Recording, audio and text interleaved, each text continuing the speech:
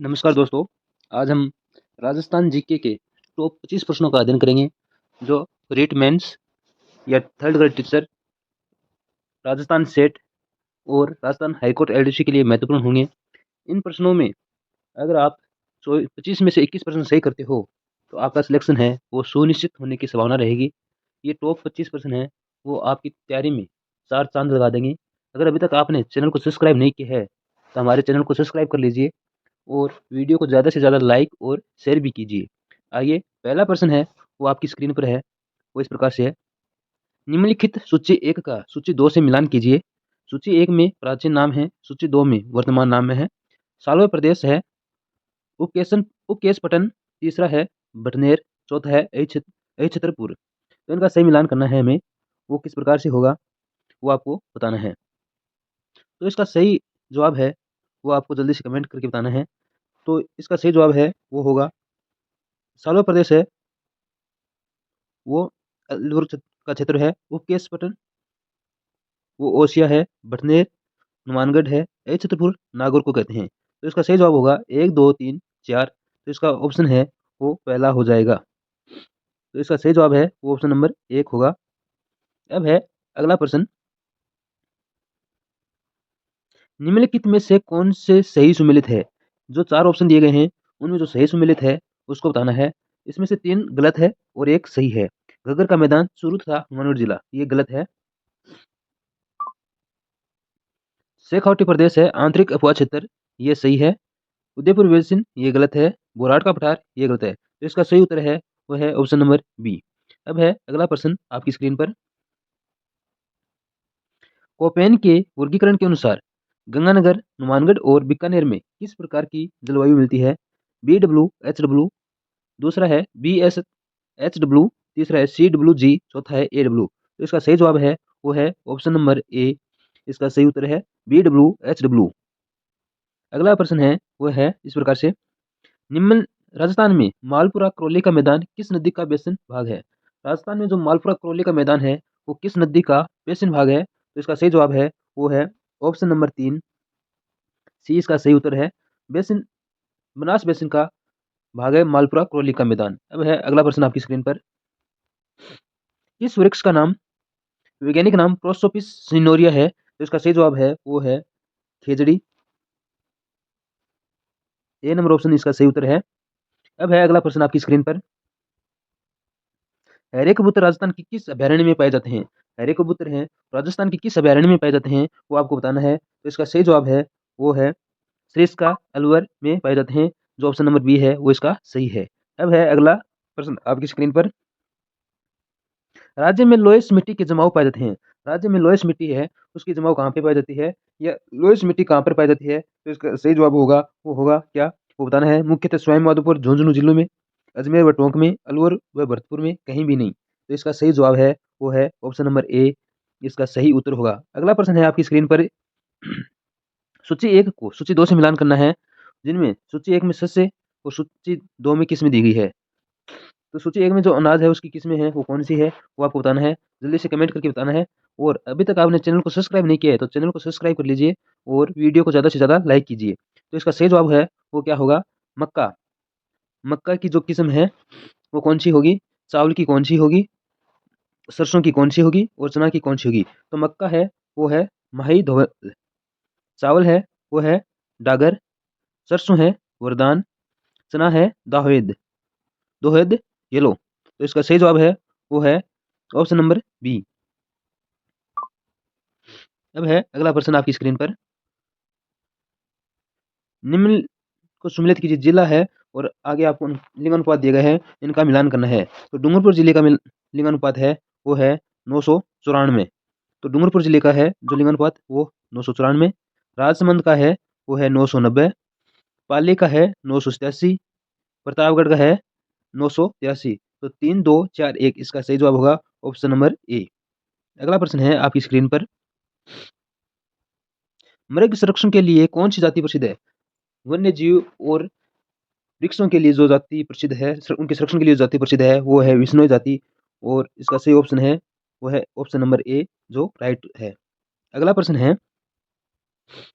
चूना पत्थर पाया जाता है, चूना पत्थर है वो कौन सी चट्टानों में पाया जाता है? इसका सही जवाब होगा कायांतरित शैलों में या अवसादी शैलों में या आग्नेय चट्टानों में। तो इसका सही जवाब होगा ऑप्शन नंबर बी, इसका सही उत्तर होगा। अगला प्रश्न है,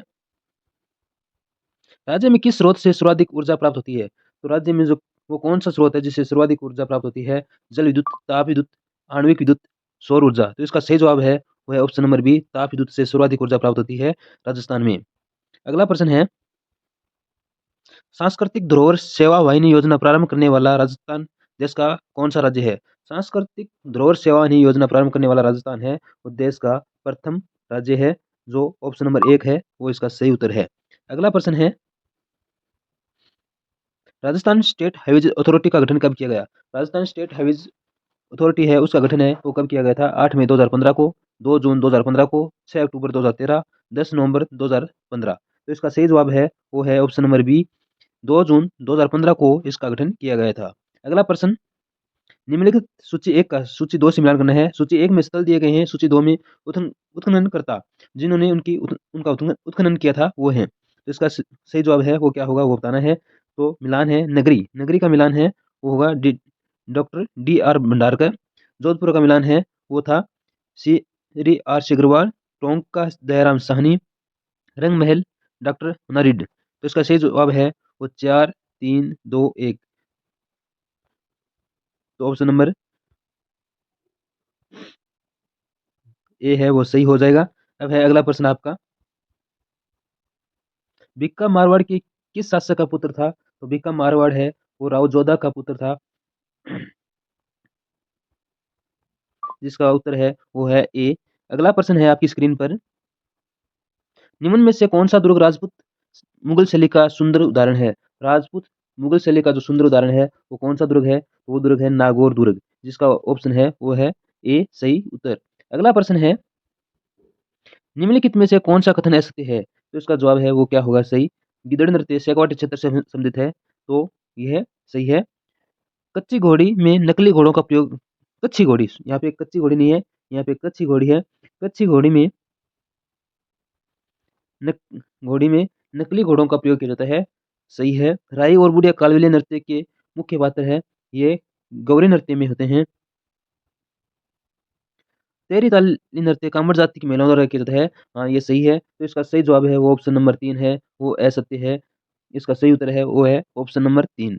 अगला प्रश्न है, रूप कंवर नामक महिला किस घटना से संबंधित थी? तो रूप कंवर महिला है वो किस घटना से संबंधित है? तो ऑप्शन 1 संथारा, ऑप्शन बी भ्रूण हत्या, ऑप्शन सी बाल विवाह, ऑप्शन डी सती प्रथा। तो इसका सही जवाब है वो है सती प्रथा, जो अंतिम स्वतंत्र भारत की अंतिम महिला है जिसने सती प्रथा की सती हुई थी, वो जो सॉरी सती हुई थी वो अंतिम महिला रूप कंवर थी और वो सीकर जिले से संबंधित थी।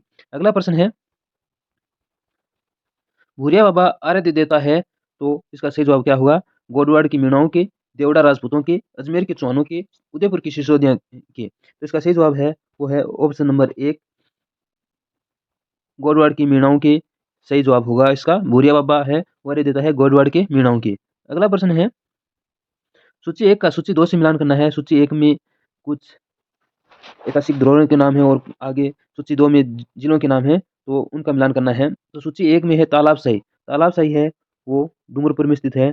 गलियाकोट है वो डूंगरपुर सॉरी तालाब ए शाही है वो धौलपुर में है। गलियाकोट डूंगरपुर में है। चांद बावड़ी है वो दौसा में है।